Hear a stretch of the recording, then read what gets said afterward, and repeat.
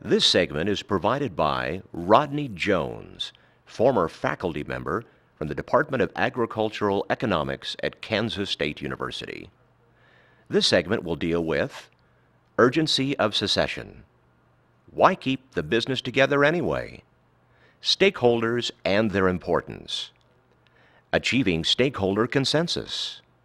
Family versus non-family business transition, and what are the different issues? Special considerations for farm families. Ways children become involved in a farming operation. In this segment, I'd like to talk about some issues pertaining to the urgency of business succession planning and the way we'd like to see it done, obviously, as business owners and managers, and the way that it quite often is done as a matter of urgency. It's always best when we engage in these long-term planning activities, when succession planning takes place over a long time period, when the operator of the business operation of the business is going fairly smoothly. In other words, we like to avoid doing these types of long-term planning during times of crisis. The chance of long-term business success of the actual transition process is greatly reduced when the plan is put together hastily and during a time period of crisis. Unfortunately, however, we quite often put off these types of long-term planning until some unfortunate event forces it to the forefront, forces us to think about it. This can be an untimely death of a primary participant in the business. It can be a terminal illness, notification of a terminal illness that can start the transition planning process. It can be family problems, unfortunate, such as divorce or perhaps a physical disability, a financial shock to the business or some type of a financial crisis. These and other unfortunate circumstances can certainly force the issue of business transition, business succession to the forefront and shorten the timeline. That makes it difficult to gather all the relevant information, garner all the resources, gather stakeholder input, and put all the pieces together. It is important that the communication lines remain open and that we expedite that process of family communication and that we put the right team of professionals together in fairly quick order if we're having to do succession planning under some kind of an urgent situation. We need to get the team together, all the stakeholders, the legal advisors, the accounting advisors, when there is some type of urgency to the business succession problem. That's not the way we'd like to see it done, and that's one of the reasons why we're putting together this succession planning series, is to help people think about these issues before it becomes an urgent situation.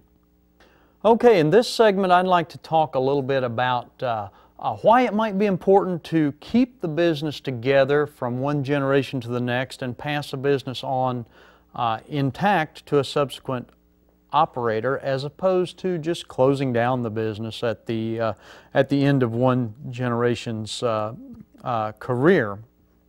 Why not just dissolve the business, sell it out, if you will, let someone else start a new business if they'd like a little later in the community? Why try to keep it together anyway? And I was asked to try to talk about the value of keeping family businesses going from one generation to the next. Obviously, I'm not going to try to put a dollar value on that in any context, because that would be virtually impossible, but there are a couple of issues that I think might warrant some discussion. The first issue is the efficiency of the business itself.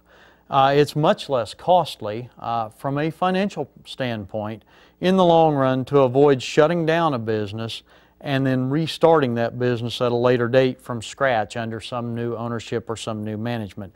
There are skills and knowledge that are lost in the process depending on the type of business that you're talking about. There may be some customer base loss that's hard to regain if somebody comes along and tries to reestablish even that same type of business at a later date.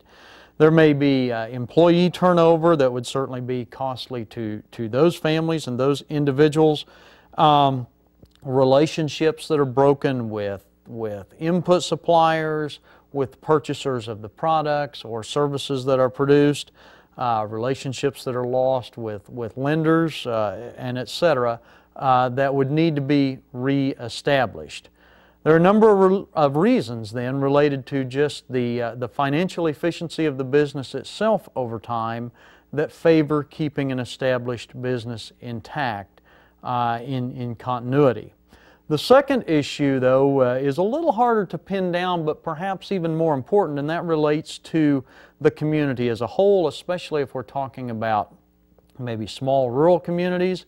Quite often what we see when a business shuts down in a local community is that the customer base very quickly finds an alternative for obtaining whatever products or services that business was producing and providing. And that activity, that business activity, often just leaves the community. The business never restarts, and that has negative ramifications, obviously, that reverberate through that particular community. So in short, I do believe that there are some advantages to maintaining a business intact over time in a community across generations. Very difficult to put an absolute dollar value on that. There have been a number of studies, for example, in agriculture that looked at the efficiency, the cost efficiency, if you will, of a farming business over the life of a generation, and some benefits that can be garnered from a smooth transition rather than basically shutting the business down and restarting it under new ownership and management. But of course those would be specific situation dependent. But in short, I do believe that there are some general economic benefits to keeping a business intact and ongoing to both the business itself and to the communities that those businesses serve. Okay, I want to talk to you a little bit in this segment on family business succession, about the various stakeholders involved in family business succession, and in particular, who are the stakeholders and how do we get some consensus on some of the big family business issues like succession. There are some differences of opinion among folks who work in this area about who the various stakeholders are when we're talking about a family business, but I like to divide it into three criteria, and anyone who meets any one of those three criteria I consider to be a family business stakeholder. I like to say anyone who has a managerial stake in the business, a financial or ownership stake in the business, or the third one would be an emotional stake in the business. The first two are fairly obvious. Obviously, anybody who is involved in day-to-day management decisions or has a significant financial stake in the business would be considered to be a primary stakeholder. The emotional stakeholders are very important as well, however, particularly in family businesses. They may be siblings who grew up around the business as children and then went on to do other things. They still have an interest in what happens to the business over time as it moves forward. Their input is very important.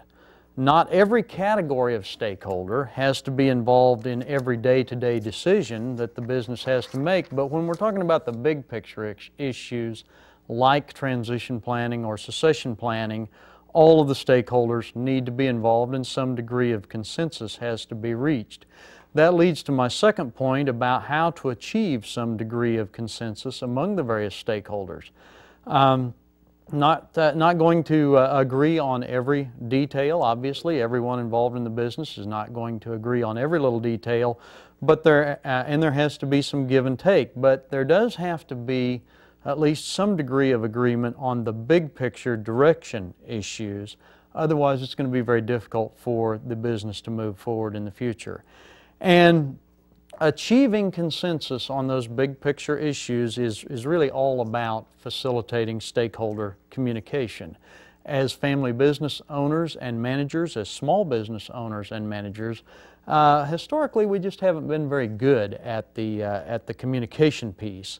Everybody's views and opinions and desires have to be known and discussed so that some common ground can be found. If that doesn't happen, there's going to be hurt feelings, there's going to be tension as the business moves forward, and it's going to greatly impede the progress of that business because some stakeholders will feel that the business is not moving in a direction that's consistent with what they have in mind. The way to achieve that, of course, is regularly scheduled business communication, as well as the informal day-to-day communication. We need to start having regularly scheduled family business meetings, family business stakeholder meetings, where issues can be brought up, discussed, and debated, and we need to open those lines of communication. It takes a lot of time. It takes a lot of time to schedule and organize and facilitate family business meetings to talk about important things like family business transition. But succession planning, transition planning for any business is an important task, and it warrants a significant amount of time and attention. It's more difficult if the business is a family business for two reasons. Number one, you have those emotional stakeholders that you don't have in non-family businesses. You have those siblings that are not directly involved in the business but who have an emotional tie to that business, and they need to feel like their input is important, and they need to be appreciated and feel like they're having some input in the long-term direction of the business. Secondly, the active business participants have trouble separating their business roles from their family roles. Am I discussing this issue today with this particular person as a spouse, or as a business partner, or as a father, or as a business partner? Those issues are difficult to separate, and they're particularly difficult in family business. So the big key here is to begin facilitating communication on a regularly scheduled basis, and bring up those tough issues and make sure everyone has the opportunity for input. What I want to talk about in this segment are considerations or issues revolving around this whole succession planning, transition planning topic that pertain primarily to farm or farm and ranch families as opposed to other businesses, although certainly not exclusively so, but maybe more on the forefront for farm and ranch families. The primary issue for farm families to keep in mind is that emotional tie that people have to the land and to the farming operation that seems to be a little stronger for farm and ranch families than it is for other small business families. The non-farming siblings, even though they may have not been around the farm very much for 30 years or so or more, typically have some very strong emotional ties to that operation, though. Very strong memories associated with growing up around the farm. That meshing of family activities and business activities is perhaps more complicated on the farm than with other family-based businesses that may have a more structured work schedule, different location where the business is located rather than where they're living, et cetera, et cetera. Discovering exactly what each stakeholder has in mind for a long-term vision for the business in the future can be very difficult and very challenging for farm and ranch families. Another issue that's somewhat unique for farm families is simply the dollar value of the business that is tied up in one asset or one resource, and that, of course, is the land resource. For a viable size farming operation, we're talking about a huge number of dollars. Quite often, the lion's share or the majority of the older generation's net worth. Figuring out how to keep that asset base intact so that some subset of the heirs or the next generation can operate a viable sized operation can be challenging from a transition planning perspective, from a succession planning perspective, and certainly from an estate planning perspective. There are a couple of models, if you will, that can be implemented in order to bring the next generation into a farming operation. One of those would be the what academics call kind of the separate firm model, where each generation basically starts their own farm. The younger generation maybe starts a farm on their own, kind of side by side beside the older generation. Farming operation, maybe sharing some labor between the various operations, sharing some equipment, renting equipment back and forth. Gradually, more and more of the older generation's assets migrate to the younger generation's farming operation. But basically they're operating separately with some agreement for compensation for trading labor and assets and other things.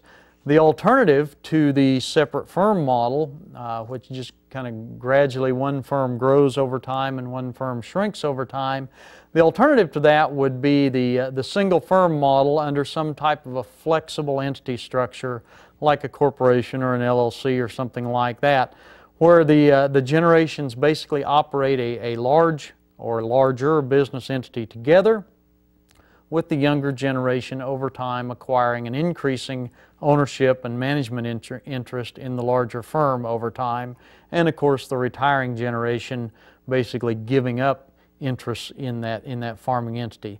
Both models, both the separate firm model and the single larger firm model, can work well. It just depends on the situation. In either case, though, there does need to be a transition process that's laid out well in advance. That needs to involve a testing phase for the younger generation, or if it's a non-family member, the next generation that's coming in to take over the farming operation or other small business. That's a period of time, and I'm not going to put a number of years on that, but an adequate period of time where there's very little long-term commitment between the two parties. In other words, the incoming generation has not committed themselves to a lot of debt or a lot of ownership interest in the company yet. Basically, they're just a wage earner figuring out whether this business is something that they want to participate in over the long run. The decisions can easily be reversed and they can go off in a different direction. Then after we've figured out that yes, that incoming person does want to be involved in this particular business, in this case a farming or ranching business, then we move into a commitment phase where we set up some type of a plan where the incoming generation begins to acquire assets, begins to acquire a real ownership stake and a real managerial stake, and assume some risk in the business. At that same point in time, we need to start planning for the withdrawal of the senior generation from the business, some kind of an orderly exit in terms of asset ownership, managerial responsibility, labor responsibility. We'd like that timeline, this timeline going from the testing phase to more a commitment phase to a withdrawal phase of the senior generation. We'd like that to take several years to allow those adjustments to take place, primarily because of the broad array of management responsibilities that have to be transitioned, the large dollar amounts involved with the asset base that needs to be transitioned. We'd like that timeline to take several years for that to take place. Sometimes in an urgency situation, we simply don't have that amount of time, and that can lead to problems and some breakdowns in the transition process.